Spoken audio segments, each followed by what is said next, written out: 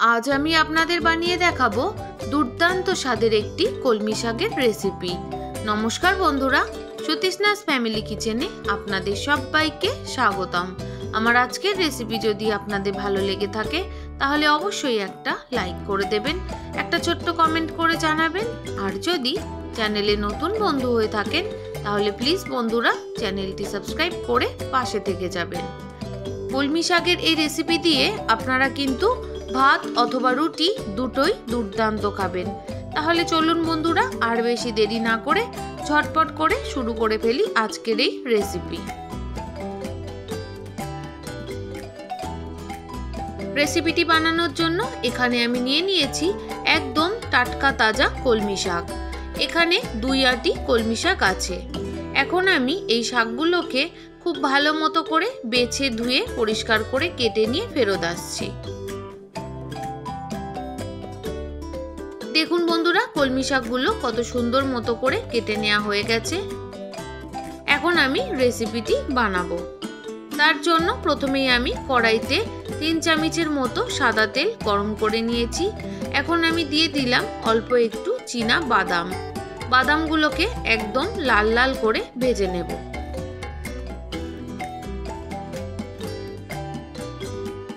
আজ আমি আপনাদের সাথে একদম নতুন ধরনের একটি কলমি শাক ভাজার রেসিপি শেয়ার করছি, যা দিয়ে আপনারা ভাত অথবা রুটি দুটোই কিন্তু দুর্দান্ত খাবেন। দেখুন বাদামগুলো লাল লাল করে ভেজে নেওয়া হয়ে গেছে। এখন আমি বাদামগুলো তুলে নিয়ে ওই তেলের মধ্যেই ভেজে নেব ছোট ছোট ডুমডুম করে কেটে রাখা আলু। এখানে 2টো মিডিয়াম সাইজের আলু আছে। গ্যাসের ফ্লেমটা লো টু মিডিয়ামে করে দিয়ে আলুগুলো সুন্দর মতো করে ভেজে নিচ্ছি। 2 থেকে 3 মিনিট আলুগুলো সুন্দর মতো নাড়াচাড়া করে নেওয়ার পর এখন আমি দিয়ে দিলাম সামান্য একটু নুন। আমি কিন্তু আলু ভাজার সময় কোনো রকম হলুদের ব্যবহার করব না, শুধুমাত্র নুন দিয়েই আলুটা লাল লাল করে ভেজে নেব। দেখুন বন্ধুরা, আলুর মধ্যে আস্তে আস্তে রং আসতে শুরু করেছে। আমি আর একটু ভেজে নেব। এই যে ঠিক এই রকম লাল লাল করে আলুগুলোকে ভেজে নিতে হবে। আলুগুলো লাল লাল করে ভেজে নেওয়া হয়ে গেছে। এখন আমি আলুগুলোকে তেল থেকে ছেঁকে তুলে নিচ্ছি।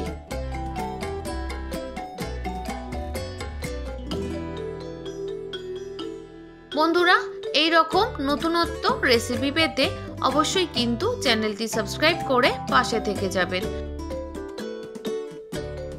আলুগুলো তুলে নেওয়া হয়ে গেলে ওই তেলের মধ্যে ফোড়ন দিয়ে দিলাম 2টো শুকনো লঙ্কা।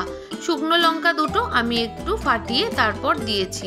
সাথে আমি দিয়ে দিলাম বেশ একটা বড় সাইজের কোচানো পেঁয়াজ। পেঁয়াজটাকেও হালকা ব্রাউন কালার করে ভেজে নেব।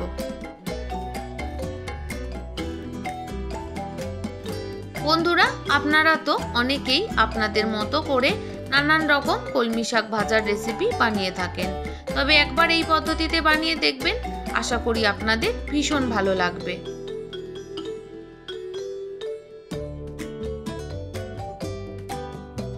দেখুন বন্ধুরা, পেঁয়াজটা হালকা হালকা ব্রাউন কালার হতে শুরু করেছে। এখন আমি কেটে রাখা শাকগুলো দিয়ে দিচ্ছি।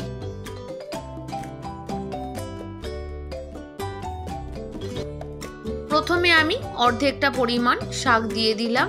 এবার একটু নাড়াচাড়া করে নিচ্ছি। শাকটা যখন হালকা কমবে তখন বাকি অর্ধেক শাকটা আমি দিয়ে দেব।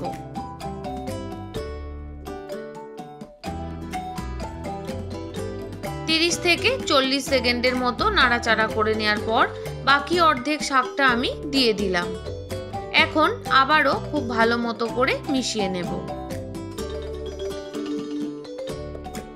1 মিনিটের মতো নাড়াচাড়া করে নিয়ে শাকটা যাতে তাড়াতাড়ি নরম হয়ে যায় তার জন্য 2 মিনিটের জন্য ঢাকা দিয়ে দিলাম।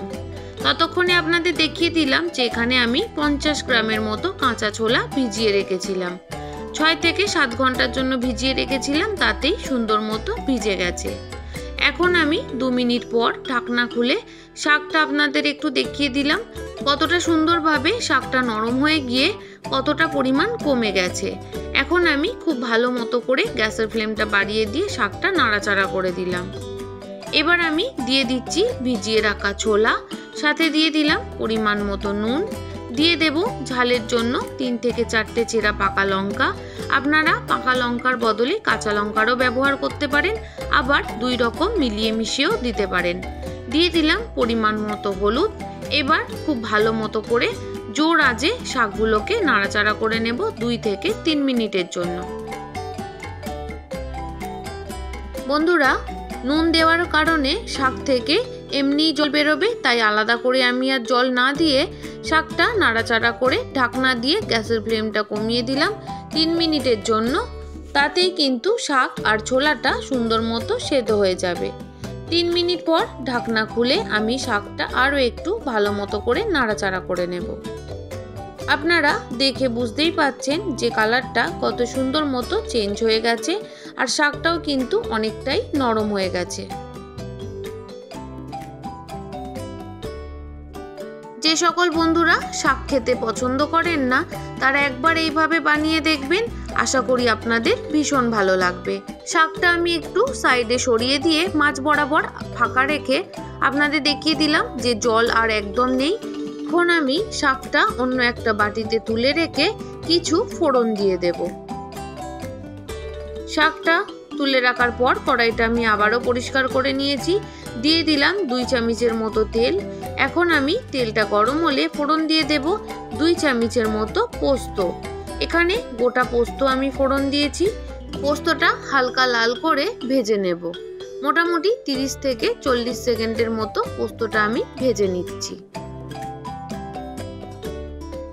দেখুন বন্ধুরা, পোস্তের কালারটা কিন্তু চেঞ্জ হয়ে গেছে। এখন আমি তুলে রাখা শাকটা আবারও পোস্তের মধ্যে দিয়ে দেব। শাকটা দেওয়ার পর আবারও খুব ভালো মতো করে নাড়াচাড়া করে নিয়ে 3 থেকে 4 মিনিট সময় ধরে ভেজে নেব। যে সকল বন্ধুরা প্রত্যেক দিন আমার ভিডিওর সাথে সম্পূর্ণভাবে জুড়ে থাকেন, তাদের সবাইকে জানাই অনেক অনেক শুভেচ্ছা, অনেক ভালোবাসা। আর যে সকল বন্ধুরা আজ আমার চ্যানেলে প্রথম এসেছেন, প্লিজ বন্ধুরা রেসিপিটি ভালো লাগলে অবশ্যই কিন্তু সাবস্ক্রাইব করে পাশে থেকে যাবেন। শাকটা ভাজতে ভাজতে যখন একদম জল ভাব থাকবে না, শুকনো শুকনো ছাড়া ছাড়া হয়ে যাবে, তখন আমি দিয়ে দেব ভেজে রাখা বাদাম আর ভেজে রাখা আলু। আলুটা আমি এমনিতেই ভেজে একদম নরম করে নিয়েছিলাম, তাই নাবানোর 2 থেকে 3 মিনিট আগে আলুটা দিলেই হবে, সাথে বাদামটাও। এবার সমস্ত কিছুকে খুব ভালো মতো করে আবারও আমি 2 মিনিট সময় ধরে ভেজে নিলাম। 2 মিনিট পর এখন আমি দিয়ে দিচ্ছি স্বাদের ব্যালেন্সের জন্য 1 চামচের মতো চিনি। এই শাকটা একটু মিষ্টি মিষ্টি খেতে ভালো লাগে, যেহেতু ভাত বা রুটি দুটো দিয়েই খাওয়া যায় তাই। তবে আপনারা যারা যারা চিনি পছন্দ করেন না, তারা অবশ্যই করে চিনিটা স্কিপ করে যাবেন।